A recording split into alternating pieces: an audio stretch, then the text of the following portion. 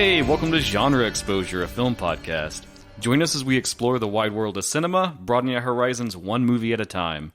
I'm one of your hosts, Dustin, and as usual, I'm here with Michael. Hey, guys. And Jason. Hey, everyone. But, Dustin, if you can now on introduce me as Rock's chosen warrior, I would appreciate it. Thank you. Join us next time with our new guest host. You keep threatening to get rid of me, but you haven't so far. It's because you're probably the most popular one, based on reception that we've actually had from people. Oh, God, we're in trouble. So what's up, guys? How you doing? Doing good, man. I just keep... Jason specifically has the Trick or Treat soundtrack. Hell yeah, dude. Sitting here on the table, and he keeps pointing at me, and I don't like it. I wish that you'd not point it at me. I do like that you've been bringing a physical component. Sure, I think it recordings. helps. You know, it gets into the spirit, into the mood. I'm still going to make you the Happy Fingers hat someday. I will wear it. I'm going to make it. I will gladly wear it. Oh, yeah, so we're talking about that movie today. Not Happy Fingers. We already did that one. You already listened to that shit. Trick or Treat. Trick or Treat. And our ongoing Halloween extravaganza. Yeah. Hell yeah. Yeah. Hell yeah. Wasn't as excited, as I probably should have given for that. Mostly because I'm a little freaked out by the CD that's staring at me right now. Is it really Oh, that it looks- freaking it looks you out that much? badass, What's wrong yo. with it, dude? It's a cool cover. It's got Sammi Curr. Got his guitar. It's got a flaming pumpkin behind him. What's not like? I don't know. It kind of looks like a... Get you in the spirit of Halloween. Of Yeah. heavy metal. I mean, that album's cooler than the movie, so... Okay, well, we'll get to that. How are you doing, Dustin? I'm good. Excellent. Happy to be here. Happy to Excellent. talk film. Wonderful. Yeah. So, like usual, let's warm up with a little bit about what we've been watching recently. Okay, I didn't think my prop would throw Michael off so much. It does. Okay. What have you been watching, Dustin? You want to go first? I can, yes. So, I've been on that bender that I talked about with anime, but I'm going to loop it back into film again. Okay, thank you. Yes, you see how I do that? So, Film podcast. Yes. A fucking film podcast. okay, so there is, they call them light novels in Japan, and they're sort of like, I guess you would almost call it YA fiction in a sense. It's generally meant for younger audiences. Okay, you say light novel, I'm picturing like a holographic projection or something. No. You It's know? very Japanese. Yeah. And they usually include like little pages of artwork, very like anime manga style. Every so often, like between chapters or stuff like that. Cool. And they've been a very big resource for inspiring anime that have been adapted from them. And one of the early ones in the late 90s that was super huge was this novel called Boogie Pop and Others. I like that title. Boogie Pop. Boogie Pop, yes. And it's been adapted into all kinds of stuff. They've made a manga out of it, they've made 2 different animation series, and they made a live-action film in the year 2000, directed by Ryu Kaneda. In the year 2000. And it's hard to pin down like the genre of it almost, because it's like it's got elements of horror, elements of sci-fi. It kind of has like the anime like student school life thing going on. But in general, this first novel, which is the same premise of the film, it follows a group of students at Shinyo Academy, and there's a lot of weird occurrences going on, people vanishing, going missing. There's this new like designer drug on the street that kind of is making people trip out and like hallucinate.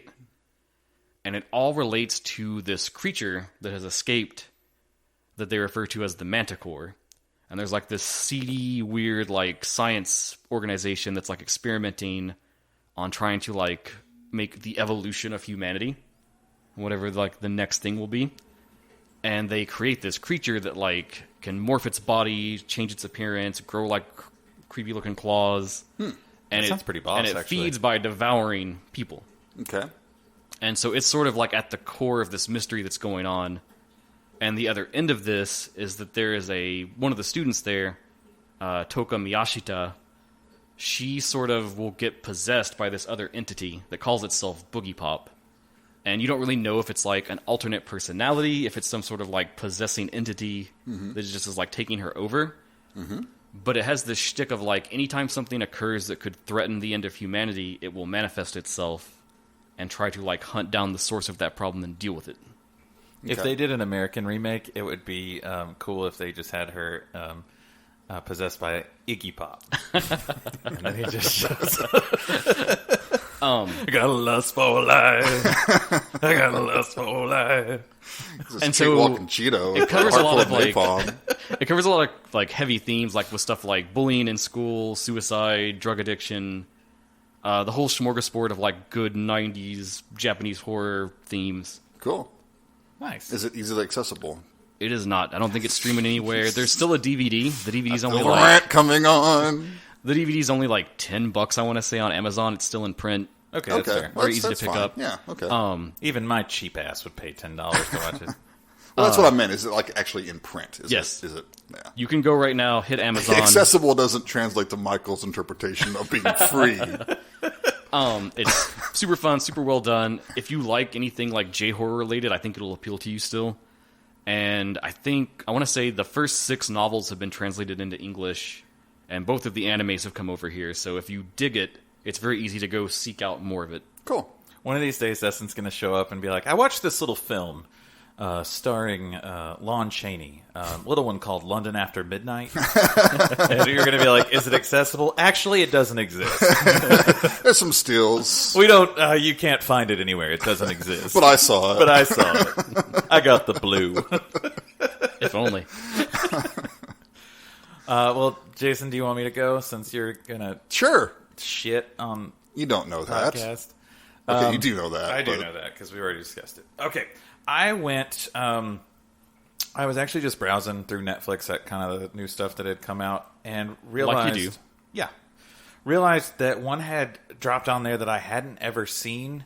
I always heard my grandfather talk about it, but I never watched it. 1961's The Guns of Navarone. Ooh, that's cool. Nice. Starring David Niven, Gregory Peck, Anthony Quinn.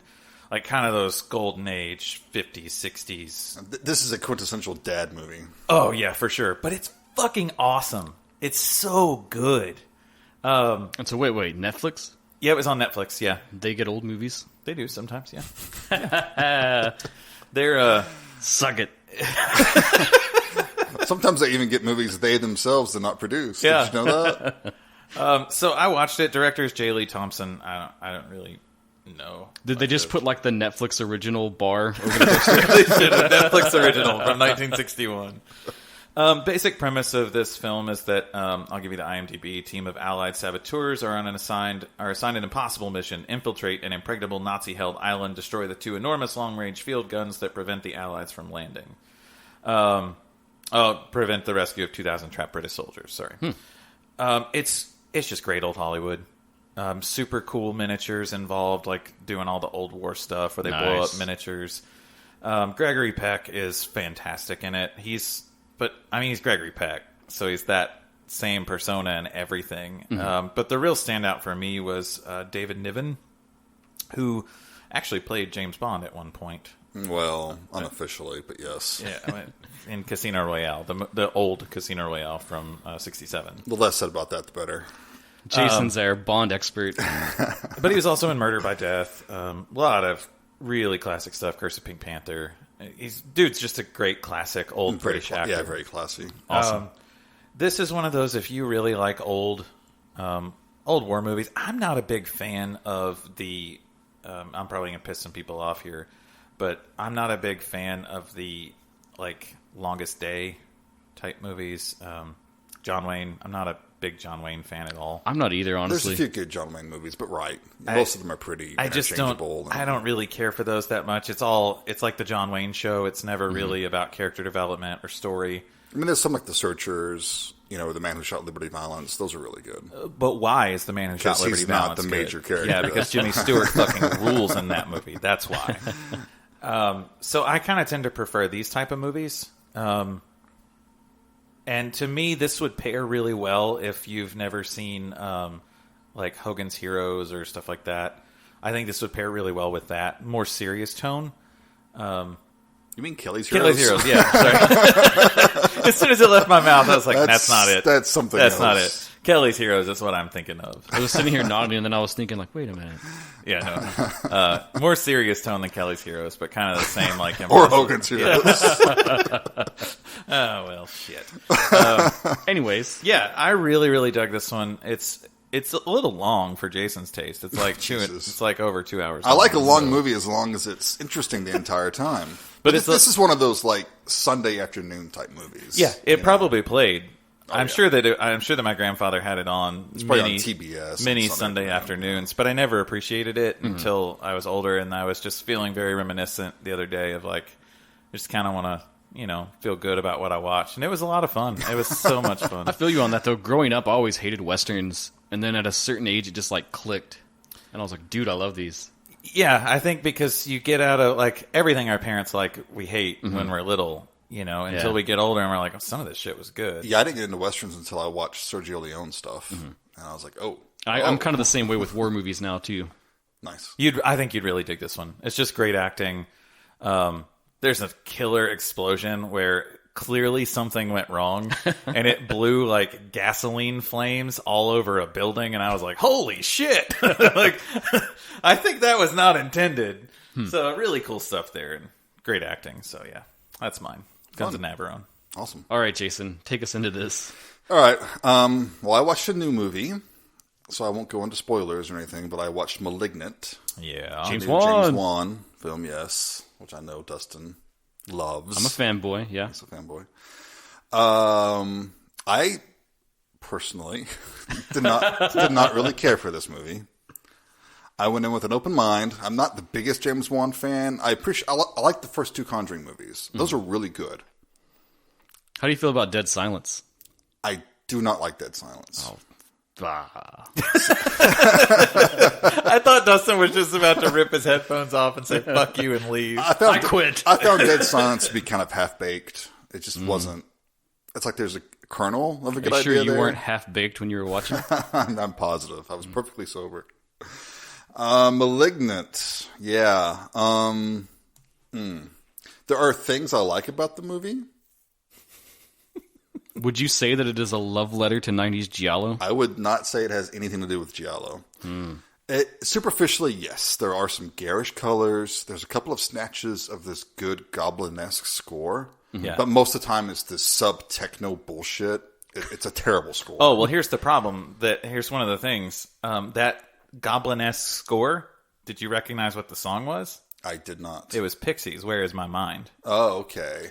Done in like I'm not sure if that was... That was like one scene, too. It was in a couple. And they should have used that, not this techno crap. I'm not sure if that was intentional or if that was just a blatant ripoff, but I was sitting there like, it's got the... And I was like, that's the fucking Pixies. That's the only thing that caught my attention, music-wise. Yeah, I think we went over this in our episode on the fifth chord because we really broke down Giallo a lot. There's a certain like series of elements or tropes you have to have, and I think you have to get so many before you cross that line, and it really is Giallo. There's some Italian influence for sure, but I wouldn't say this is not a Giallo. I watched it as well. I'm the opposite of Jason. I really, really liked it, but I'm 100% with Jason. This is not a Giallo. Yeah. I personally, honestly, I thought about shutting it off halfway through. I really did. Wow. I really did. Wow. If I didn't need a movie for the podcast, I would have stopped watching it. Wow. Because I just did not enjoy this. I didn't care about the characters. Dang. The actors didn't engage me. Visually, it's just... I've heard people comparing it to those, what were they called, Dark Castle movies of the 90s. Those are all bad, though. Exactly. That's the problem. And it reminded me of those. Like the remakes of House on Haunted Hill. One thing, though, I think that I think you will give me, some of that camera work was fucking great. No, there were some good camera stuff. There was some distracting CG, though, which... Yeah, I think I'm thinking of the one where she's running through the house, though, and the camera is full on over top, and you see the entire set piece. Sure, Sam Raimi did it better, but yeah. Yeah. I think that's part of the point of this movie. I think it is sort of a throwback to some of those movies. I think it's Wan saying, hey, these are some of my inspirations, and he's throwing that in there, which is fine. It doesn't come together for me personally. I was really disappointed how much the poster looked like Barbara Steele, and then that had nothing to do with the movie at all. Well, Jason, you're right in line with the random horror groups that I have to trawl in for our podcast. Is that good or bad? I don't know. No, everybody's hating on this right now. Nobody likes it. You did justify your point, though, which is the key missing element that everyone in these groups don't understand is that you should explain your feelings. Absolutely.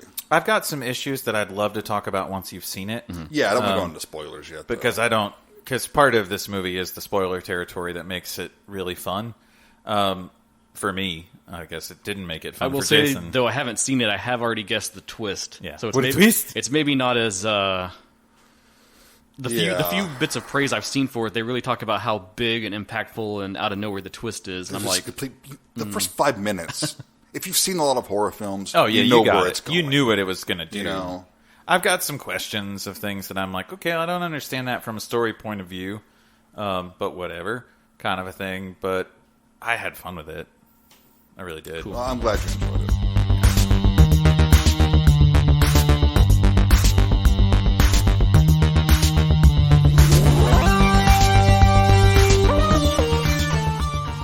Trick or treat. Another 80s slice of cheese. Yep, that seems to be our theme for this October this year. Apparently, yes. I'm not going to super promote it because it was accidental again. I learned my lesson with the elevated horror thing, so... No, but I mean, if you're going to go for, fun Halloween films, the 80s is a great place to start. We could sit here and talk about Halloween and Friday the 13th and do all that, but who hasn't sat and talked about that? So there's a reason why we're choosing movies that I don't think a lot of people have really given a whole lot of time to, because I don't feel the need to sit and tell you how much I love Halloween. Right. I don't. Right. You get it. Sure. I mean, there's nothing wrong with that. I could talk about it for hours, but... Right. But I don't think anybody wants to hear me talk about it. But this one was from 1986, and I will read the blurb about... Good year. Oh, yeah, 86 was a great year. I was born there. It was a great year for horror films and for heavy metal. And Dustin and I were both born that year. It's a great year for this podcast. Right. This podcast would not exist if not for 1986. Right. There's that, too. Sorry. And heavy metal and horror is what this movie is all about. A bullied teenage boy is devastated after the death of his heavy metal idol, Sammi Curr. But as Halloween night approaches, he discovers that he may be the only one who can stop Sammi from making a satanic comeback from beyond the grave. Why would he want to stop Sammi from doing that? Because Sammi Curr is not a righteous dude. But, if... So, off the top, the genre, again, we're on horror comedy again. It's listed as horror comedy places. See, I don't think this is... No. I don't Not think there's a lot of intentionally. comedy. There's some unintentional humor, I grant you, but this is not meant to be funny. I think it's one of the sub-genre of heavy metal horror that was pretty big in the 80s. Oh, yeah. You got movies like Rock and Roll Nightmare, Shocker to an extent. It seemed like heavy metal was huge at this time. And it was all over horror. It was on horror soundtracks. It's also all over the media news as well, because this is currently around the time where we've got the... Satanic Panic. Yeah, well... The PMRC trying to get... Exactly, yeah. Bands, I'm thinking of, D. Snyder sitting in front of Congress. Yeah. Kind of a thing. Handing them their asses, too. Yeah, yeah, it's great. If you've never seen those videos of D. Snyder just completely being the classiest motherfucker in a courtroom, still looking like D. Snyder, and being like, well, actually... Because he's like, and he even said in interviews, he's like, they don't expect me to be able to form a coherent sentence. And he goes in and he's prepared, and and he does this great hair flip, too, during his... It's great. If that's on YouTube, I'll put it in the show notes. Oh, it is. Yeah, it is. It's very It's cool. great. So let's start with the soundtrack, because I think the music is very important given the focus of this film. The music, is very connected with it. So Sammi Curr is this fictional heavy metal artist, but the music is performed by a band called Fastway, which was kind of a supergroup, more or less. Fast Eddie Clarke from Motorhead left Motorhead and formed this band with the guy from UFO. I think awesome. Probably would have had better luck if he stayed with Motorhead, but... Well, he went on his own. I think he was looking for more mainstream success. Sure, and this Fastway is very much... It's hair metal. Yeah, it's more album-oriented rock that you would have heard on FM radio at the time. Yeah. Well, I think we can all agree the title track is banging. The title track is fantastic. It's really good. Trick or Treat. The thing, I think it's interesting, though, that you said we should start out about talking about the music in this movie. That's the only fucking music in this movie. This movie doesn't have a goddamn score. It's got a little bit of score. No, Dustin. It has does. a couple moments of somebody because those it's what you call minimalist, Michael. Because those little extra pieces are co-composed by Christopher Young, who we should all know because he went on to score Hellraiser, the first two, and worked on a lot of other bigger movies, even stuff like Drag Me to Hell. I love Drag Me to Hell. One of my biggest complaints about this movie, and I think what makes it look and feel so cheap, is it has no score. There's few moments like interlaced with just some like noise, but there's a whole lot of just acting to silence. You're right. And I think maybe Christopher Young was working on the Hellraiser score at the time. He was diverting all of his energy to that awesome classic score. Yeah. So he just does a little bit of noodles for this one. And fine.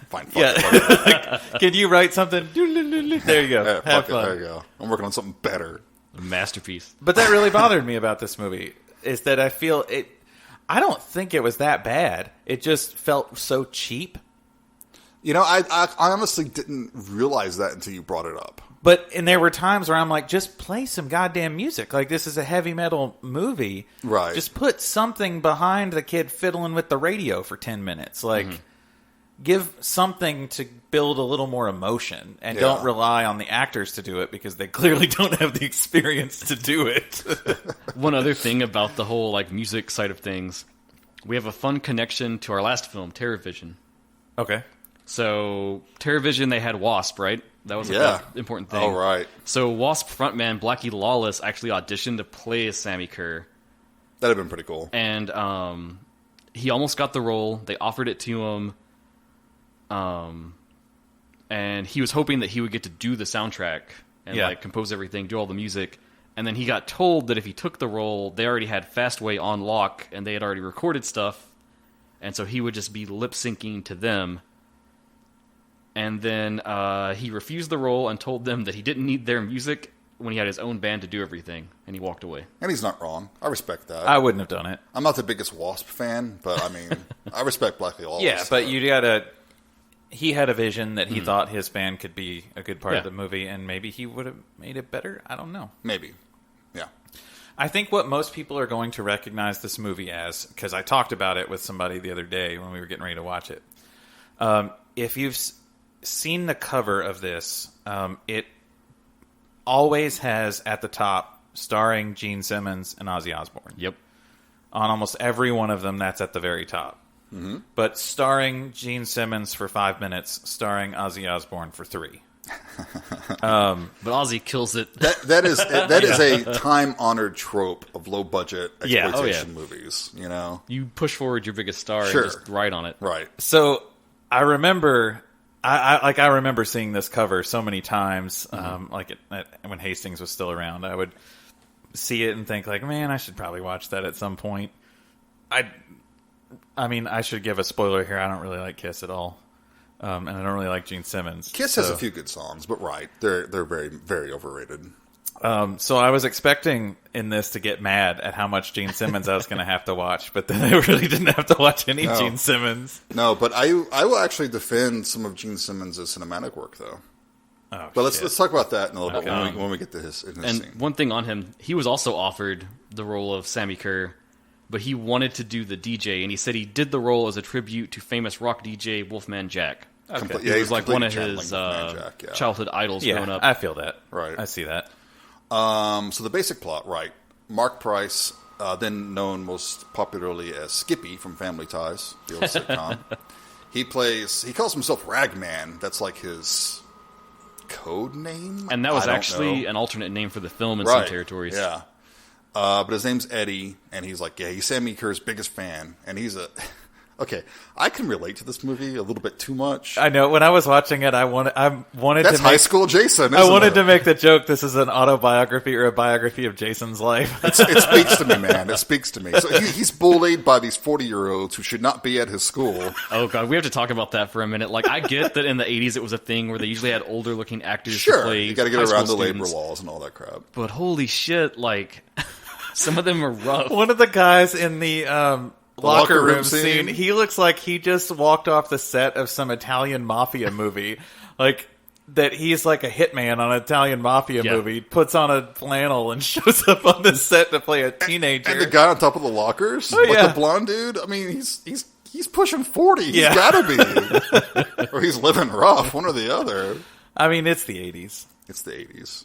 But yeah, there's the only kids who actually look like they belong there is the main kid. Yeah, the main three. Yeah. Some of the girls look teenager-ish. It drifts. Yeah. The main one. I'm sorry, I didn't care enough about their characters to remember their names. Well, his buddy Roger is played by Glenn Morgan, the director, who would go on to do like write and direct X-Files, Final Destination, Willard, Black Christmas Remake. And this was his only attempt at acting. Yeah, he did a fine job. I didn't think he was bad. He actually kind of reminded me of me. So this would have been us if we were in high school. It would have been, yeah. Interesting. But yeah, I do relate to Eddie. He's bullied, he's picked on, he loves heavy metal. I gotta be honest. Yeah, go on. Before we go past this bullying thing. Sure. I was bullied in school growing up, but watching this movie, man, I don't know. I almost felt like he is the source of his own problem a little bit, in a way. Just the way he reacts to stuff. So the victim is at fault here, is what you're saying. I don't know, Dustin. Man. It's just the way it struck me. I don't know. I know what you're saying. And, I mean, right, that's the reason why some people are bullied, because they're a little different, or they're a little awkward, or they don't act the right way. I don't think he ever did anything to bring the bullying down on him. I think there's a different reaction, too, on how you respond to being bullied, depending on your personality. Mm-hmm. Mine is more like, I'm just going to return back into myself and, like, try to get out of the situation. But I watched so many kids when they would get bullied, like, try to out-bully the bullies, in a way. Mm-hmm. And I'm like, ooh, this isn't going to end well at all. And I think that's maybe what you're saying about what Eddie does here, is like he tries to out-bully the bully. I don't know. I still feel really bad for his character. Well, he doesn't really start fighting back until... he learns that Sammi Curr, his idol, has died in a hotel fire. Yeah. So and there's a little more context to it, too. He was wanting to come play at their high school Halloween dance. Right, because he came from that high school. He's in Alum. Yeah. But they wouldn't let him because, Satan. Right, because heavy metal is evil. And that's where you see like some new snippets of the whole PMRC type thing. Mm-hmm. We've got Sammi Curr talking to these Congress people or whatever. And, he talks about how they're all Rock's chosen warriors who will rule the apocalypse and all that good stuff. Yeah. Right, so Eddie... a.k.a. Skippy, a.k.a. Ragman, is upset that Sammi Curr is dead, which I think some people watching this might be like, dude, get over it. But this is such a real thing. I mean, when Kurt Cobain died in the 90s, in my school, it was palpable. I mean, people were crying. They were messed up. I felt it pretty heavy when their idol died. I felt it pretty heavy when Lemmy died. Yeah, right. I think that hit me pretty hard. Especially when you're a teenager, you really identify with these people. Yeah. It's a real thing. I mean, we don't need to downplay how much music affects people and how much music is like therapy for people. Mm-hmm. And, no matter what style or genre the music is, it's therapeutic for people. So when somebody that you look up to and respect who's created that for you, right, like dies, it's a big deal. Sure. So he has this kind of like Marty Doc Brown relationship with the DJ played by Gene Simmons. He just shows up, right? Yep. DJ Nuke. Oh, an interesting production note, because you'll notice in his DJ booth right across the hall is a door marked women. That is not a restroom. That was a room full of naked women waiting for Gene Simmons, as per his contract. Yeah, a lot of people don't know that. So Skippy goes in and talks to Gene Simmons, who does a fine job here. He's fine, yeah. So Gene Simmons is actually a pretty decent actor. Have you ever seen... He has to be. That's all Kiss is. Right, true. I think the show is going to get canceled. Yeah, probably. We're going to... What, the Kiss Army is going to come after us? Bring it, Kiss Army. My uncle shows up. But like the movie Runaway, have you ever seen that? No. Mid-'80s science fiction movie with Tom Selleck? No, I have not. Okay, that is a possible future watch for this pod. But he plays a bad guy in that, and he's pretty good. Does Tom Selleck have his wiener hanging out at all? What? And his wiener's almost hanging out in most of Magnum P.I. Is it? You clearly haven't watched Magnum P.I. like I've watched Magnum P.I. Apparently not. Dustin's face has just gone into straight horror right now. So he talks to the DJ. He talks to the DJ, and the DJ knows all about his obsession with Sammi Curr and all this stuff, right? So the DJ hands Skippy. I'm just calling him Skippy from now on. That's fair. A demo album, vinyl, that Sammi Curr had made, and somehow the DJ wound up with. I guess his agent gave it to him or something. I don't know. I view the DJ as kind of more of a supernatural like type a devil character. figure. So that's actually a question I have, because he just disappears. Yeah, exactly. He's the fact gone that he's later in not the movie. there Yeah. for the rest of it, I almost view him as like the devil. He's like some sort of manifestation or something. Yeah, of like, just- here you go, kid. And so he was just hanging out in the town, You're waiting for this moment. waiting for this moment. Yes. He knew what's up. So the DJ makes a tape of the record, but gives the record to Skippy. And the album's called Songs in the Key of Death, which is a parody of a Stevie Wonder album, Songs in the Key of Life. Right.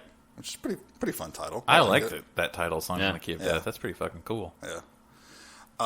So of course he takes it home and plays it, and now at some point he plays it backwards. Well, he notices there's parts in the track where it sounds funny. Right. There's some backmasking, obvious backmasking going when it's played forward. That's right. And that gets us to the other big cross-section of heavy metal and horror, I think. Because that was the thing back at the time. I mean, even Judas Priest went on trial for they were accused of putting in backmask messages in their music for kids to kill themselves and bullshit like that. But it's gone all the way back to the Beatles, though. Yeah. Sure, Paul they is dead, accused- all that thing, yeah. They they would say that all that stuff is in the Beatles stuff. And Right. So any music that, of course, parents don't like, they're going to say they're satanic messages or whatever. And I still think the greatest joke around that is from a movie that it's really not very good, but it's Little Nicky. Did you ever see the Adam Sandler movie, Little Unfortunately. Nicky? But when he's like, man, no, none of that shit's the stuff where the backmasking is, and he puts on a Chicago record and spins it back, and it's like, Hail Satan! So that makes more sense. It's a pretty great joke for, Yeah. It's sorry. I'm sorry I brought up Little Nicky, that you're going to have to link that. You don't have to. Don't feel obligated. Sorry. Yeah. So, I mean, some things happen. We don't have to go over every little detail, but basically what happens is the record starts talking to him. Yes, Right. it connects him with Sammy. You hear Sammi Curr's voice, and he's telling him how to get vengeance against these bullies. He's telling him what to do. So then... Gonna nail them all. Right. Skippy starts following these instructions, and he sort of gets back at them. It was such a weird way to get back at them. It doesn't really go all the way. There's that scene, which would have been really cool if you let it happen, but where the main bully gets his tie caught in the drill press or whatever. The lathe, yes. Yeah, the lathe, right. And Skippy at the last minute turns it off. That was actually, if that scene would have gone through, that was great. And that's also why you don't wear loose clothing when you're working with lathes. Absolutely. Everyone knows this. Right. Because a lathe will suck you in quickly. Right. Sorry. In their defense, they were not in, woodshop class at the time. They didn't expect the equipment to become turned on. Yeah, you shouldn't walk near it. I think they were more worried about chasing him. Yeah, so they start getting scared of him now, and the bullies are like, stay away from me, man, and all this crap. Well, I think the part that really the bullying moment that bothered me the most, that actually made me feel so bad, was when Skippy is showering, and which still cracks me. Thankfully, we never had to do the whole showering thing at school. Yeah, it was before our time. You had to walk around naked around all your classmates and all that kind of stuff. Well, in my school, we didn't have to. I just chose to. That's how you got your reputation. Little Jason. No wonder I got bullied so much. No, but they end up grabbing his towel as they push him out the door, and he falls naked out into the basketball court where girls are playing volleyball. Yeah, and someone takes a Polaroid of him. Yeah. Which the girl that he's interested in, what's her name? Leslie. Played by Lisa Orgolini. Skippy has this big thing for Leslie. And Leslie clearly has a crush on him too, but Leslie's so chicken shit that she never, ever fucking stands up for this kid. It also doesn't feel warranted, her affection toward him, really. It's almost... Maybe it's sympathy. It's almost pity and sympathy is what which I it feel. seems like the forced Yeah. like 80s teen movie thing almost too, where it's like girl in the popular crowd kind of has a thing for the loner guy. Right. But see, she just ended up making me mad. Mm-hmm. Because I don't... like. I guess it's bigger now that I'm older and like... now I don't tolerate bullying whatsoever. Sure. Mm-hmm. Like, if I see a bully... you stop it. I say something, you know. See something, say something. Yeah. But, like, yes, she pissed me off because she's, like, just allowing it to happen. Yeah, she even invites him to the big pool party. And never fucking shows up. Yeah, like, she's there. She's there late or something. And what does she expect's going to happen? And they try to kill the kid in the pool party. Yeah, they put a weight in his backpack, right? And push him down. It didn't look that heavy, but I mean, still. Well, it's Skippy. He's not that strong. And yeah, she dives down and saves him. Yeah. So that kind of humiliates him even more, I guess. That was the scene where you get the obligatory boobies of the 80s, too. Yeah. Yeah, there's chicks just hanging out topless. Yeah, that was a really weird high school pool party. Yeah, that was... Looked like it was an after hours kind of thing. That was not ever my experience in high school. Nor was it mine. When you've got 40-year-olds in your school. Yeah. They're all hanging out smoking, chain smoking and drinking taco vodka. Hey kid, want to have a pool party? I gotta go pick up my kid from daycare. Okay, yeah. Yes, he starts pursuing his revenge. Yeah, and Sammy tells him via the backward record. And every time he plays this record backward, it just, oh my God, it drives me crazy. Because it's like you're ruining your record player. It's horrible. Don't they even make the joke about that? Do they? I think he even says his that buddy says something his about buddy that. says backmasking is just a ploy to get you to play your records backwards so you ruin it and have to go buy another copy. Yeah. Mm-hmm. Which, I mean, yeah, that's maybe, I don't know. Well, but I mean, they make certain types you can play backwards, but it depends on what stylus you have. What belt this you was have, all not. that stuff, Okay, right? calm down. Calm down. This is not vinyl exposure. Yeah. Maybe it should be. Yeah. But the more that Skippy starts interacting with this record, the more he starts to notice that bad things are happening, and that It starts almost like he's pranking them back, and then it starts to get more sinister, more lethal, and his personality starts to change too. He becomes like more aggressive. Yeah, like there's a scene where his mom's going through his stuff, right? She's going through his albums and all that, and he comes across. I got excited because she comes across an Exciter album that I have on vinyl. God damn Unveiling it. the Wicked. I was Jesus. like, yeah, I got that one. Shit, man. This is the whole reason Jason picked this movie, is so he can sit here and be like, actually, guys, I'd like to talk about vinyl for a while. I like to talk about heavy metal. I like to talk about rock and roll. And horror movies and heavy metal go together. Oh yeah, They do. You know. But anyway, yes. So, and then like the stereo's coming on by itself and shit and scaring her, and he comes in and he's like, what are you doing? Looking through your porn, kid. Wow. Okay. But right, he's getting more aggressive, standing up for himself a bit more, maybe a little too much. But doesn't the record tell him to like make a tape or something and give it to the Well, yeah, to you the got to bully? spread it. Right. You got to spread him. You got to spread Sammi Curr all around. Yeah. Ring totally ripped off this movie. I don't Instead know. of This making a is the VHS first copy, one. you've got to make... No, it is the first one. Ring ripped it off. I mean, in general, I'm sure there's another film that's done this before. Probably. Trick or Treat. You're probably right. So, but he gives the tape to the bully, right? Like a peace offering. Yeah. That's right. He leaves it in his locker with a note that says a peace offering.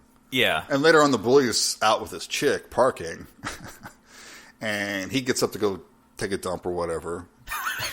And she's like rifling through his tapes. And It's an picks this awkward one out. thing too because they're like making out, and then he just like gets up and Stops. walks He off. has to go out. Yeah, right. That scene was interesting. Yeah, so she puts the tape in a Walkman's, listening to it on the headphones. And The spirit of Sammi Curr, like, kind of manifests. Well, according to the producers and director and stuff, that was, I think its name was Skeeksis. And it was like supposed to be the mascot for Sammi Curr's band. Oh, well, that would have been nice if we knew that. Right. It should have been featured more. Yeah, it's kind of like the whole, did you know that all of the people on Exegol were, like, worshipping? Like, how would we know that? No, I didn't know that. How would we know that, J.J. Wow, Abrams? that makes the movie so much better Wow, now. if only you would have told me that before I fucking watched it. So yeah, like he shows up all of a sudden, he's all like, all fangly looking and shit. And yeah, that should have been featured more. But But yeah, it actually... she's overcome by the music, and apparently she's getting aroused. and the spirit thing starts to gets a little rapey. Yeah, A little rapey. yeah, it does. I was a little torn on that scene because I was like, I don't know how much of this is consensual, how much is not. You know, like I don't know. Right. I mean, sure. It's a horror movie. It's supposed to be, you know, push the boundaries, right? Yeah. Well. Yeah. Anyway. The thing kind of looked like a terror dog though from I can see that. Ghostbusters. You don't see it much, but it kind of like when it jumps out, it kind of looked like the terror dog. But in result, it blows her ears out. Right. Yeah. The dude comes back. The bully comes. I don't even know his name. The bully. We'll just call him the bully. He comes back and he's like, "Hey, what's wrong, girl?" Hey, you girl. Hey, you. Hey, you think that. What's wrong with you? But she won't respond. He like pulls the headphone back against her ear, and it's like all melted. And it's actually kind of looks pretty cool. It's a good effect. I think. Yeah, and it's all melted. So what happens when you leave your girl to go take a dump? When you listen to heavy metal, man, that's going to happen. Yeah. You know, you're going to melt your ears. And he shows up at Skippy's house later saying, "What did you do, man? What did you do?" She's in the hospital. She's not even dead. She's in the hospital. Probably permanently traumatized by all this. Yeah. Oh, yeah, I'm sure. And then he's like, you know, you're freaky, you're weird, you're doing this, stay away from me. Yeah, now he has taken on the role of... And at this point, you think he's going to get possessed by Sammy. I never thought he was going to get possessed by Sammy. That seems to be the... Kind of like Freddy 2, maybe. You know, he's getting possessed. No, I was just waiting for Sammy to show up. The whole thing. You didn't think he was going to manifest through Skippy? No, the whole goddamn thing was waiting for Sammy to show up.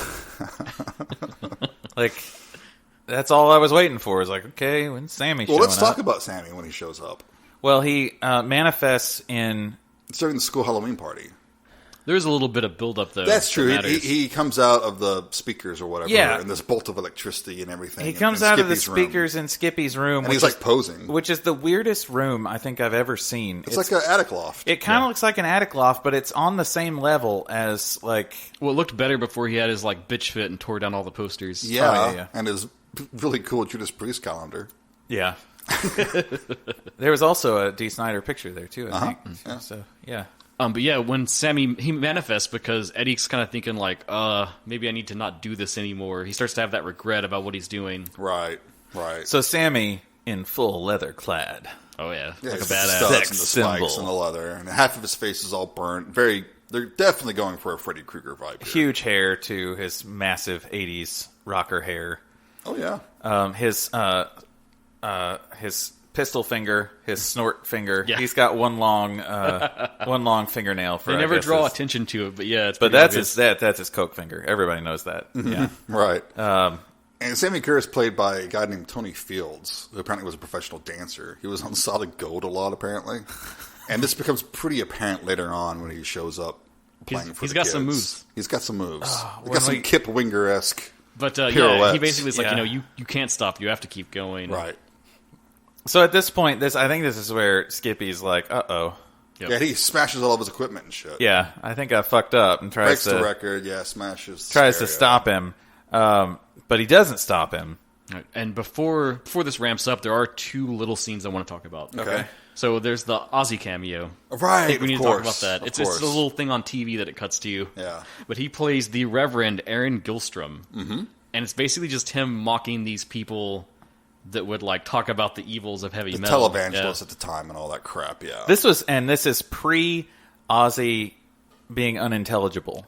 You can actually Yes. understand what Ozzy's saying here. This is good 80s. Yeah, and apparently they just let him kind of ad-lib. Like, apparently he talked for like almost an hour.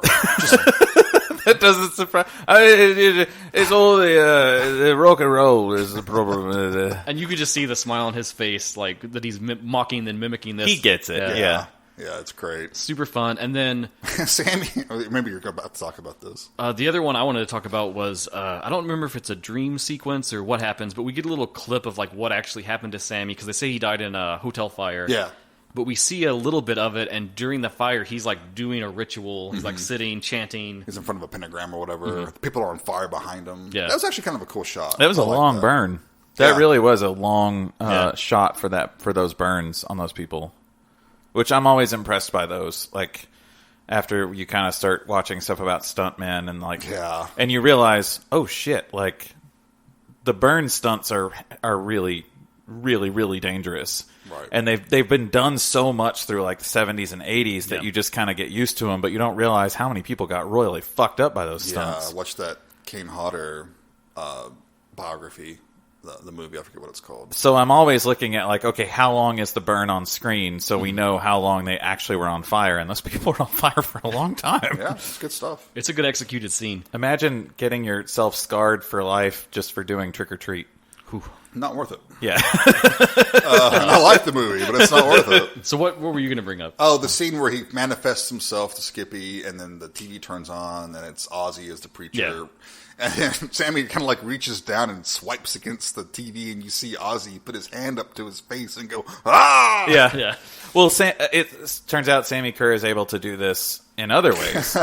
Because we'll talk about my favorite scene of the film. One of my two favorite scenes is when... Let's talk about him now, yeah. Okay, when Sammy manifests himself to his friend... Roger. And there's a woman on TV, an old woman, talking about, like, I guess the evils of heavy metal. And he reaches through the screen, Sammy reaches through the screen and pulls out this, like, doll of her, but she's fried. It's like a charred husk. And she's also, like, small. She's like a quarter of the size she should be. She's comically small, but I think the best thing is once he leaves, it's Roger trying to vacuum up the dust of this old woman. Yeah. That's one of the scenes where if you were to call this a horror comedy, that's one of the scenes that I think was intentionally supposed to be funny. Oh, definitely. But so much, there was nothing else funny in the movie, so therefore the joke just kind of fell off. But still was funny because he's trying to vacuum up this old woman's ashes. Burnt remains of this woman. But Sammy goes to Roger because where Eddie's sort of like out on this now, he basically confronts him and is like, hey, take this tape, go to the school dance, play it, or I'll kill you. Yeah. And Skippy had already told Roger, like, you need to destroy the tape. Right. And Roger's like, yeah, I destroyed the tape. Sure. And at this point, you're thinking, okay, so Sammy's able to live because of this music being reproduced and existing. And you were thinking, okay, the key to killing him is to destroy the tape. Right. Okay. So this my second favorite part of the movie is kind of in line. It's because now the school dance is happening. Big old Halloween party. Big old school Halloween party. Costumes. Humpty Dumpty sitting up there on the balcony. And I love when you first see it, like the music's playing and no one's dancing. They're all just standing around. Which is my experience in most high school dances. But Sammi Curr shows up. And they have this band, an actual live band playing, which most of the members are from Fastway. It's great because they come out and they're getting ready, they're tuning. The guy's messing with his amp, right? And all the kids are just sort of bored, sitting there waiting. And all the electricity is playing on the amp. And doesn't, like, Sammy reach out from the amp and grab him? I think so, yeah. Yes. And then the lights go off, and then it's Sammy there, taking the place of their lead singer, and the band, like, barely even registers this. They're not like, oh, where did our singer go? Who's this guy? They're possessed by the charisma of Sammi Curr. Well, they look a little puzzled at first. But when I the metal, be much more alarmed. But when the metal takes over, it's about the music, man. Yeah, it's about like this dude looks like he's going to lead us in some killer fucking metal. Yeah, right he now. starts hitting his side, the leather clad. So as I can say this, and Dustin can say this, as musicians, when the metal comes over you, you just fucking go with it, man. Right, like you don't be the one to shut it down. You're like, all right, some people just died, but fuck it, I need to hammer out this power chord right now. And my question is because.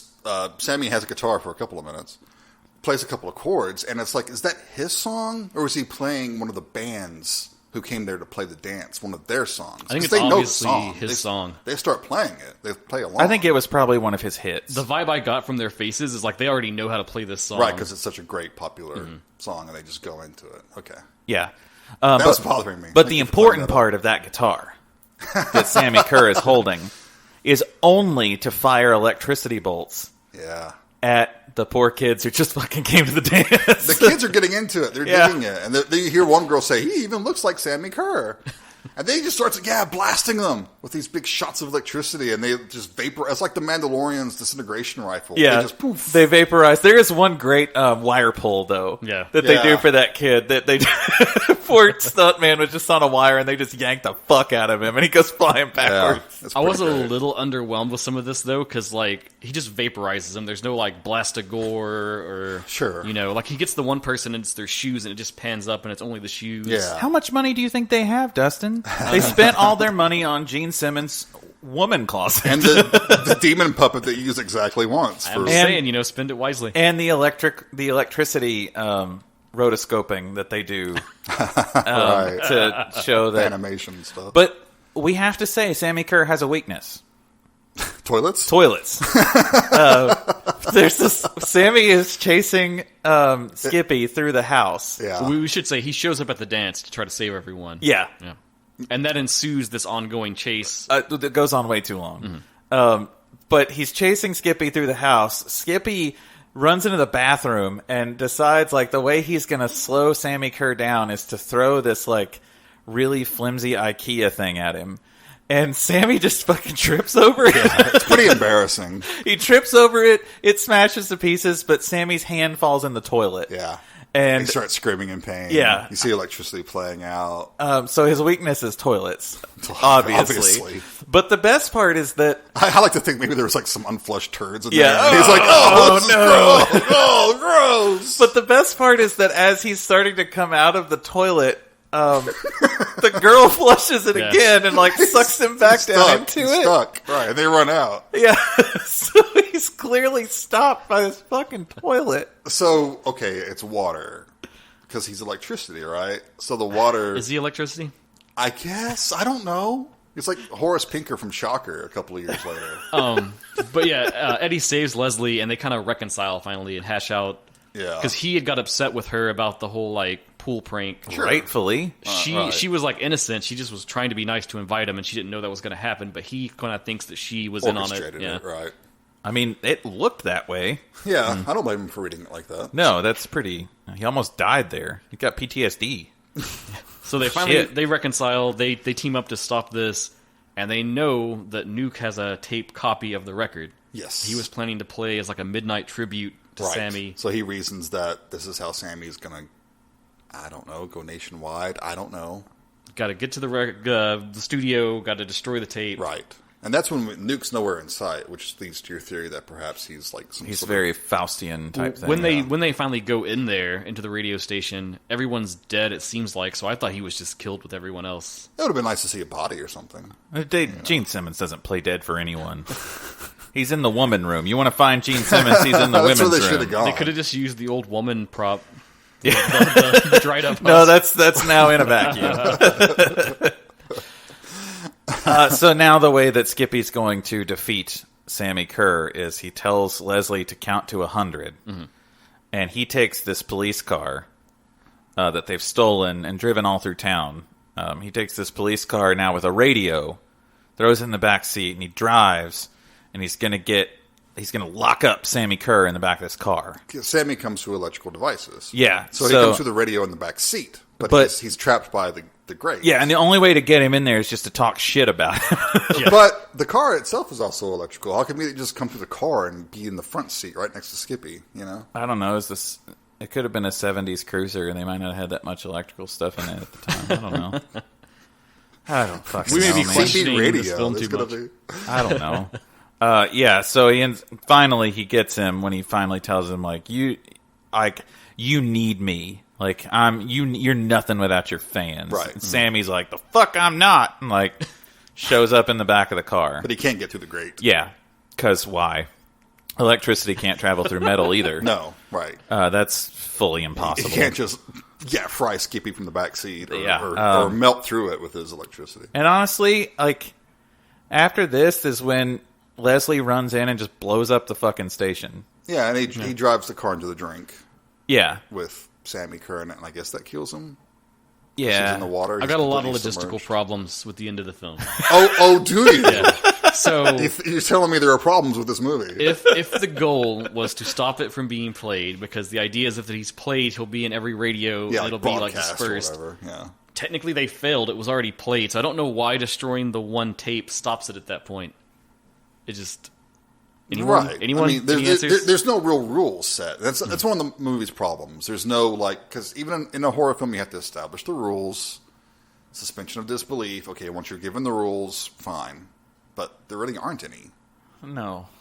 There's no rules. And it feels like a very abrupt ending, too. Because it's like he crashes in. There's no real like major final confrontation in a way. Oh, yeah. This movie should I actually had to rewind it because I thought I missed the ending. I was like, did I fall asleep? no, I didn't miss the ending. That was it. That was the ending. But the final little thing is it's the radio station again. You got the DJ talking, but it's Eddie now. Right? Yeah, his Ragman. Jason forgot. He's like, I don't fucking know. I don't know who is there. Yeah, because it's the Ragman, which is his nom de plume or whatever. Okay. Yeah. Anybody got any more shit they want to talk about before we do final thoughts? I want to talk about the director who shows up as the principal at the school party. Okay. Charles Martin Smith. Do you guys know who he is? He's more popular as an actor. I know. He's probably best known, which he did this a year after this movie. He's probably best known for his role in The Untouchables. He was the FBI accountant. Oh, cool. Yeah, I really like The Untouchables. Yeah, he's the guy with the glasses, real, bookish guy, the one who gets killed by Frank Nitti in the elevator. I got some stuff. So, the special effects were by Kevin Yeager. He later worked on Freddy Krueger and the Crypt Keeper from Tales from the Crypt. He has a cameo in the film as the lead singer-guitarist for that band on stage. Nice. So that's pretty cool. Yeah, Yeager's a good effects guy. No, I don't have anything else. I got this one thing that I can tell you about. Soundtrack's good. I have a lot of questions just about how the mechanics work, and another question I had throughout the film. So he does the record. Sammy starts to talk to him, and then when Sammy confronts him, he says, "You made a deal with me. You can't back out." Did he though? Really? Like, they never talk, they never make some kind of pact or anything. I think when he bought his records, it was some sort of a deal he made. It's like your agreement. Well, Dustin, it's like actually. It's your agreement with Apple that you just, You didn't read agree it? to without reading, yeah. Actually, It just seems very vague. so all of the people on Exegol, Dustin, did you know? I need a tie-in comic book, I guess. Is what I'm Yeah, saying. you gotta read the novel. the novel- If you read the novelization of you Trick or would Treat, know how it all played out. And then another thing I wanted to talk about before our final thoughts. So there's this whole idea of, like, in the 80s, they had this push about, like, heavy metal's evil, it's satanic, it's the devil, da-da-da-da. And Damn right. this film is, like, playing with that idea, but doesn't the plot of the film kind of just affirm all of that? Absolutely. All of those heavy metal horror movies back in the day did exactly that. It's like they're railing against the adults who are saying the music is bad and terrible by showing that, yeah, it's bad. It actually is satanic. It actually is evil. So, but that also makes it cool, because what would be more cool than that for a teenager? The iconography of Lucifer, Satan in general, is rebellion. Sure. Like, that's Right. literally the That's what it's all entire... about. You just want to piss your parents off. And so it's like this in the 80s with all of these heavy metal films. It's just reiterating, like, yeah, we're fucking rebels, man. Like, yeah, Satan's real. Yeah, we're all worshiping Satan because fuck yeah. But I think also at like a lot of the slashers of the time, it is kind of a warning to kids. There are dangerous things out there. Maybe not necessarily the music, but I mean, all the good horror movies are actually sort of a fable in some way. Yeah. Like a cautionary tale. Well, and the true villains of this film were the bullies. Like, they almost killed him. Like, Sammi Curr is a villain, but, like, those bullies literally almost killed the kid. Yeah, what's their excuse? Yeah, they're not being controlled by some... They're 40 and they didn't know what they did with their life. They're and in a now high school. I don't know why they're still there. They're 40 years old. They're drinking vodka at a high school pool party. They've clearly made poor decisions in their life, and that's where they've ended up. So they're just going to throw a weight in this kid's backpack and shove him in the pool. Yeah. That's how I deal with my failures in my life. Bad life choices. Yeah. So I did notice while watching something that I'm going to say that I do like about this movie. Okay. Is that it inspired better movies. Because isn't the plot of this super similar to Deathgasm? Oh, sure. Yeah. But Deathgasm fucking rules. Yeah, Deathgasm's great. But it's definitely inspired by this, for sure. yeah, but this, like, so I will say thank you for Trick or Treat because it got me Deathgasm. Well, that is the last thing I wanted to ask as like a topic. Do you guys have a personal favorite heavy metal horror film? I've got 2. Let's hear 'em. Yeah, what is it? Deathgasm is 1, and then Heavy Trip. Nice. Which I don't know if you guys have seen Heavy Trip. Heavy Trip is fun. Have you seen it, Yeah, Dustin? yeah. The way they good. get their band picture is my absolute favorite. By driving or trying to run as fast as they can for this speed camera. And they get their... that one's great. If you love black metal or heavy metal at all, you should see Heavy Trip. And then Deathgasm is just like a gore fest, which is awesome. What about you, Jason? Oh my gosh. I think the ones I like the most are the ones that are not necessarily about heavy metal, somewhat, so obviously is this one, but I consider it a heavy metal movie because it's the whole backwards record thing plays into it, but the gate. Mm-hmm. Oh, yeah. Nice. The heavy banger kid plays the record backward, and there's incantations in the album sleeve and stuff like that. So I think that qualifies. Mm-hmm. I'll accept it. Yeah, awesome, excellent. But if we're talking about soundtracks, I think Shocker has the best soundtrack. I mean, it's got Iggy Pop on it. It's got Alice Cooper, Megadeth. You mean Boogie Pop? I mean Boogie Pop.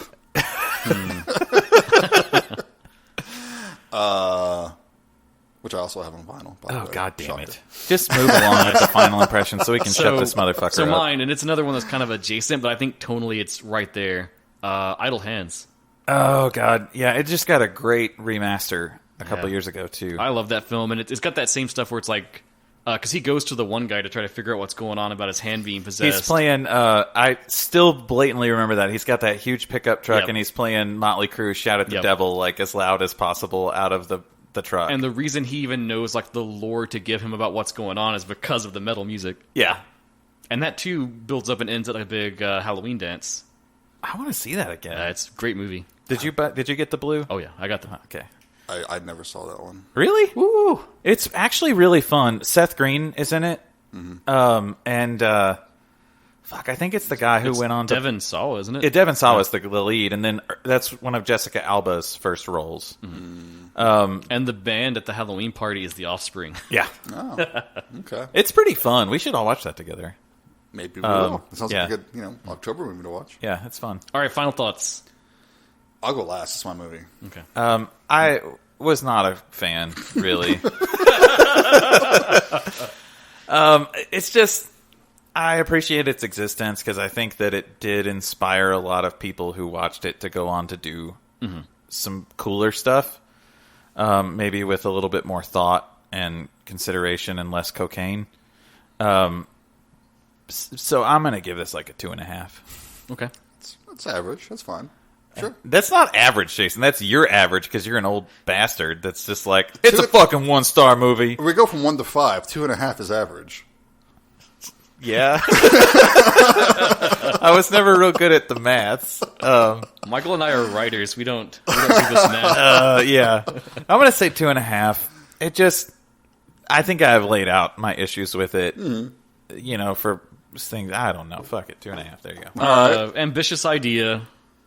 Great. The soundtrack is like 5 out of 5 killer. Yeah, it's a good soundtrack. If you don't even watch the movie, just go by the soundtrack, rip everything, put it in your Halloween playlist. Oh, yeah. Absolutely. Especially that title track. Yeah, Trick or Treat needs to be on your playlist. Fun ideas, a lot of rough execution. I felt like it dragged in a lot of places, too, where I think if they had leaned more into the horror comedy, they could have like punched it up a little bit and it would sail and flow a little better. But no, I didn't like this very much. Tons of questions I don't understand about it. Weird, like, logic gaps. Really don't like Eddie a lot, and I hate to say that.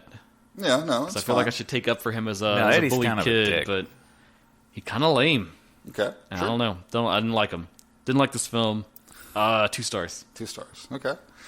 I give it 3 stars. Oh. I think it's fun.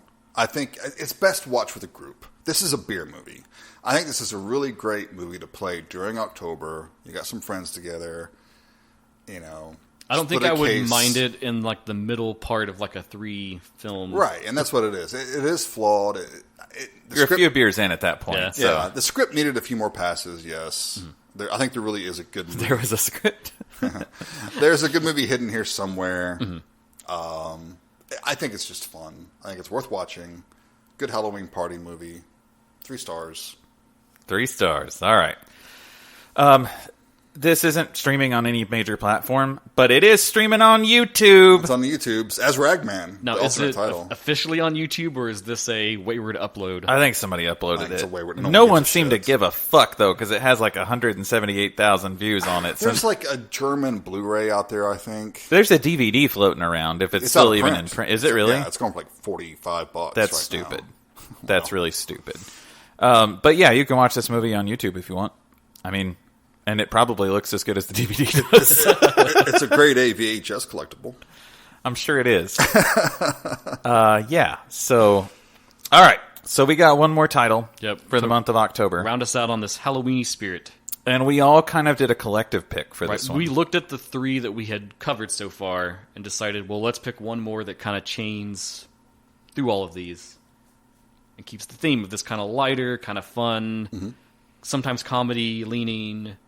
That's one of the ways you can celebrate Halloween. You can go like deep into the scary stuff and I want to be filled with terror, or you can kind of go like the celebratory party route. Yeah. That's always been my favorite. The celebratory party route has always been my favorite. It seems to be some of my fondest memories is hanging out with my friends, watching funny, silly Halloween movies, drinking beer, laughing, just having a good time. Yep. So what did we choose? I think what brought us to this one, too, is this one is actually set on Halloween night. Yep. So Damn that's right. also important. I assume in that episode we're going to talk a little bit about like Halloween set films, probably, because that's a good topic to cover. Absolutely. So we're going to go with a 80s classic, Night of the Demons. Hell yeah. Nice. All right. It's been fun talking about Trick or Treat, but until next time, feel free, more than feel free, please. I'm just going to beg.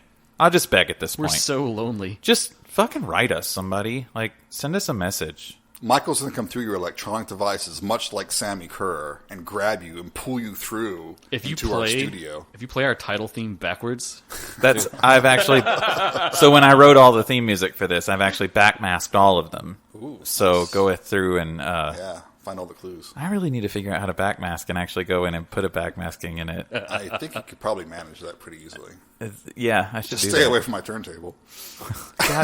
please write to us. Hit us Yeah. up. Facebook, Instagram, Twitters. All right, until next time, you've been listening to Genre Exposure. Thank you guys so much. Bye, everyone. Happy Halloween.